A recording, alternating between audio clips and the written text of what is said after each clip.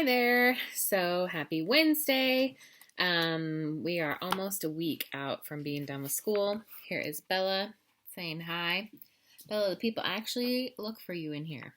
Yeah, so say hi. Okay, get down now. So yes, Wednesday.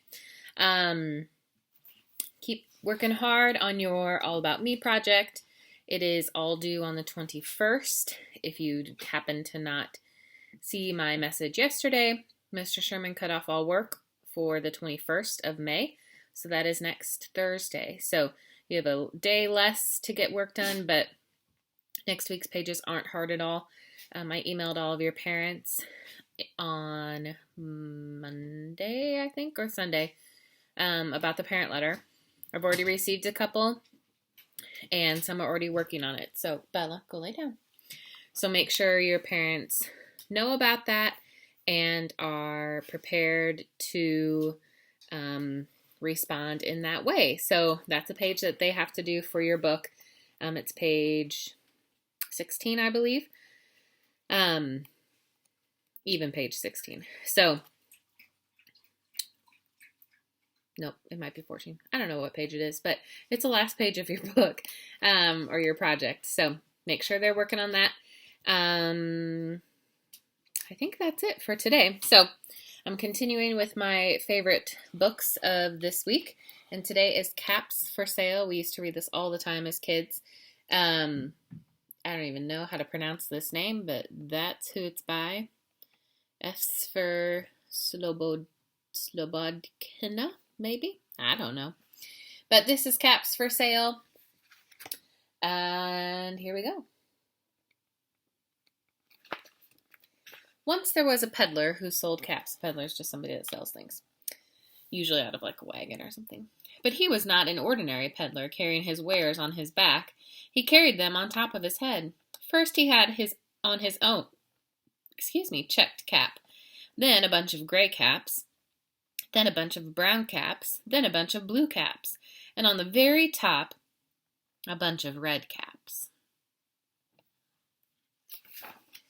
He walked up and down the streets, holding himself very straight so as not to upset his caps. As he went along, he called, "Caps, caps for sale, 50 cents a cap." One morning, he couldn't sell any caps. He walked up and down the street. He walked down the street calling, "Caps, caps for sale, 50 cents a cap." But nobody wanted any caps that morning. Nobody wanted even a red cap. He began to feel very hungry, but he had no money for lunch. "I think I'll go for a walk in the country," said he, and he walked out of town slowly, slowly, so as not to upset his caps. He walked for a long time until he came to a great big tree. "That's a nice place for a rest," thought he, and he sat down very slowly under the tree and leaned back little by little against the tree trunk so as not to disturb the caps on his head. Then he pulled up his hand to feel as if they were straight. First he checked his own checked cap, then the gray caps, then the brown caps, then the blue caps, then the red caps on the very top. They were all there, so he went to sleep. He slept for a long time. When he woke up, he was refreshed and rested. But before standing up, he felt with his hand to make sure his caps were in the right place. All he felt was his own checked cap. He looked to the right of him, no caps. He looked to the left of him, no caps. He looked in back of him, no caps. He looked behind the tree, no caps. Then he looked up into the tree, and what do you think he saw? On every branch sat a monkey. On every monkey was a gray or a brown or a blue or a red cap. The peddler looked at the monkeys. The monkeys looked at the peddler. He didn't know what to do. Finally, he spoke to them. "You monkeys, you," he said, shaking a finger at them. "You give me back my caps." But the monkeys only shook their fingers back at him and said, "Tisk, tisk, tisk." This made the peddler angry. So he shook both hands at them and said, "You monkeys, you give me back my caps." But the monkeys only shook both their hands back at him and said, "Tis, tis, tis."